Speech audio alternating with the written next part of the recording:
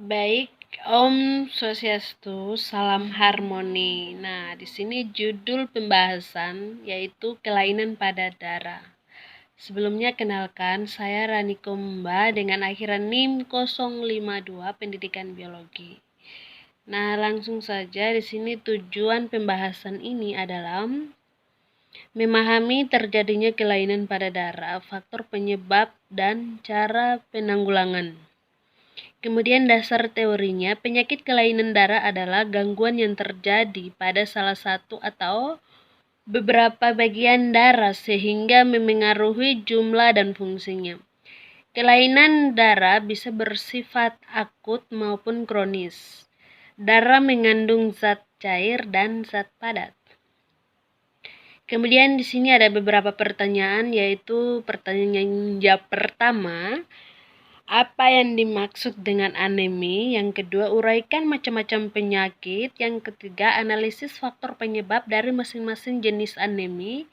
Yang keempat, korelasikan faktor penyebab anemi dengan cara pencegahannya.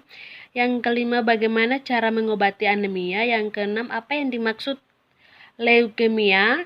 Apa yang menyebabkan leukemia? Kemudian yang tujuh, apakah penyakit ini dapat disembuhkan? Jika dapat, bagaimana caranya? Kemudian nomor 8, bagaimanakah gejala-gejala seseorang yang berpenyakit talasemia?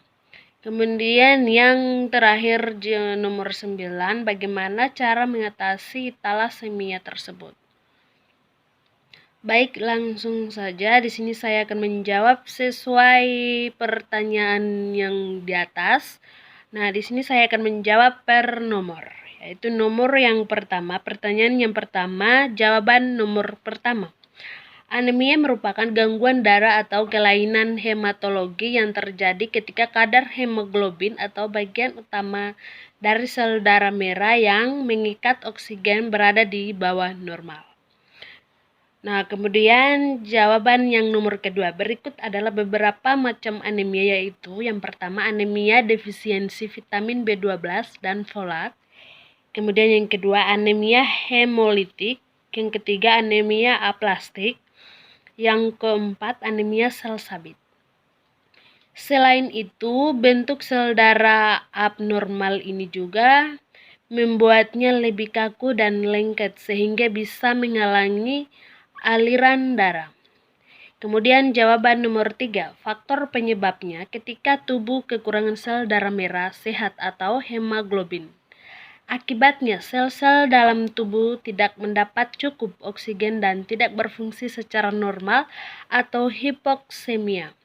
Kemudian jawaban nomor 4, yaitu pencegahan anemia dapat dilakukan dengan cara mengkonsumsi makanan yang mengandung zat besi, vitamin B12, dan asam folat. Hindari mengkonsumsi minuman berkafein dan minum vitamin C agar tubuh dapat menyerap lebih banyak zat besi dari makanan. Kemudian jawaban nomor 5, yaitu transfusi darah. Yang berikut, pemberian obat yang dapat menekankan sistem kekebalan tubuh. Yang ketiga, pemberian obat dengan tujuan untuk memperbanyak sel darah dalam tubuh. Yang berikut, mengkonsumsi suplemen zat besi, vitamin B12, asam folat, vitamin, serta mineral lainnya. Kemudian jawaban nomor 6. Penyakit leukemia atau lebih tepatnya leukemia adalah kanker darah akibat tubuh terlalu banyak memproduksi sel darah putih abnormal. Leukemia dapat terjadi pada orang dewasa dan anak-anak. Sel darah putih merupakan bagian dari sistem kekebalan tubuh yang diproduksi di dalam sumsum tulang. Kemudian jawaban nomor 7. Jenis leukemia tertentu bisa sembuh hanya dengan minuman obat secara teratur. Kemudian jawaban nomor 8.